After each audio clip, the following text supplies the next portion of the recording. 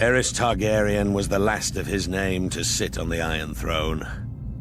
Known far and wide as the Mad King, his was a reign of instability and terror. The Seven Kingdoms are well rid of him and his kind.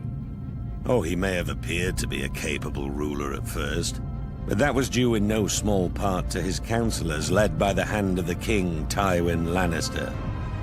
There may have been years of peace and prosperity during Aerys' reign, but it was Tywin who was really running the country as Aerys spiraled further and further into insanity. The dragon spawn were famous for losing their minds. It was the price they paid for centuries of keeping the bloodlines pure. And Aerys more than happily continued the noble sister-fucking tradition of his forefathers.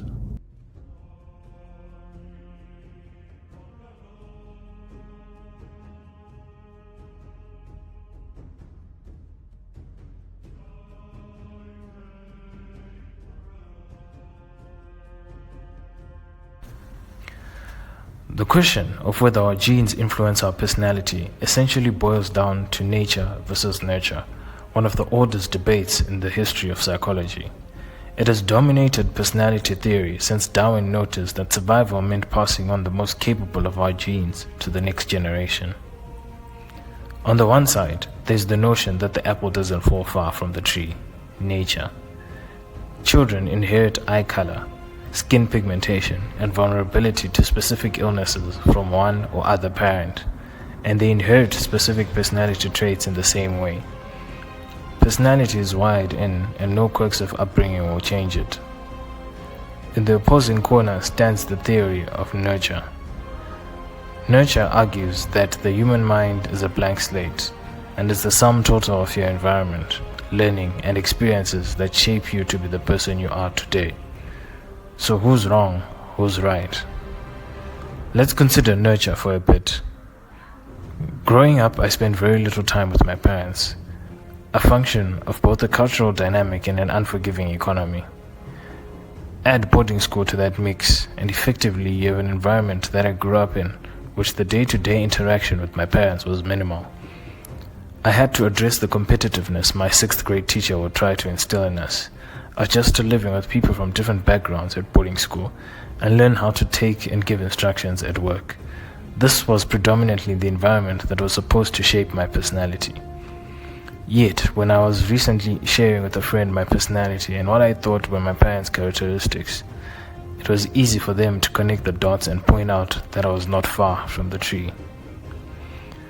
Today, research into human genome has given scientists a much better understanding of how traits and certain behavioral characteristics are passed from parent to child.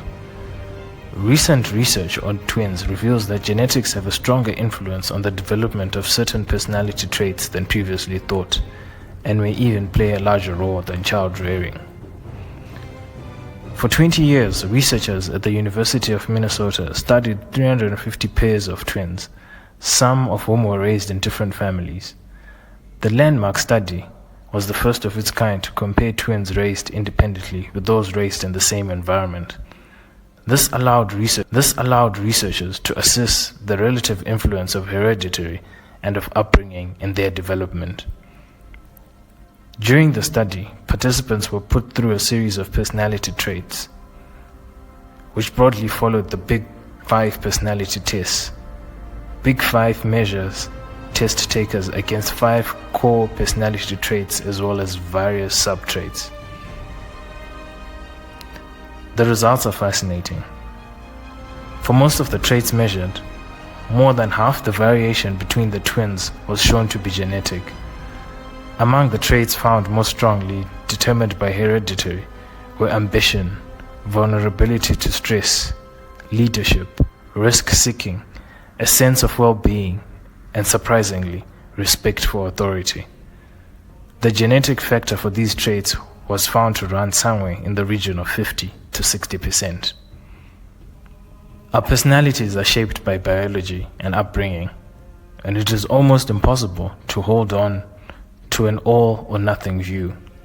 Instead of asking whether personality is down to nature or nurture, the question should be how much. How much of our personalities is down to nature, and how much can we control and change over time. And when that bell rings, what ultimately wins? The traits we have inherited, or the personality that has been nurtured?